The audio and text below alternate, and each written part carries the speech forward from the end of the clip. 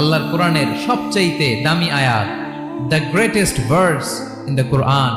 উবাই ইবনে কাব রাদিয়াল্লাহু তাআলা আনহুকে বিষ্ণু সাল্লাল্লাহু আলাইহি ওয়াসাল্লাম জিজ্ঞেস করলেন, উবাই বলো তো কোরআনের কোন আয়াতটা সবচেয়ে সেরা?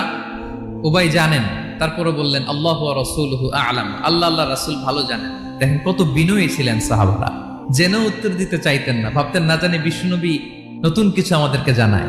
বিষ্ণুনবী আবার বললেন, তুমি কি জানো কোরআনের সবচেয়ে শ্রেষ্ঠ আয়াত কোনটা?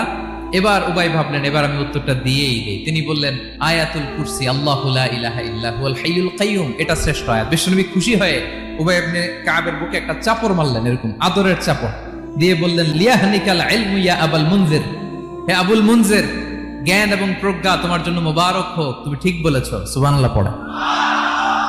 তাহলে এই প্রথম ইনফরমেশনটা আজকে জানলাম, কোরআনের সর্বশ্রেষ্ঠ আয়াতের নাম ৬,২৩৬টা আয়াতের মধ্যে থেকে সবচাইতে দামি আয়াত এটা।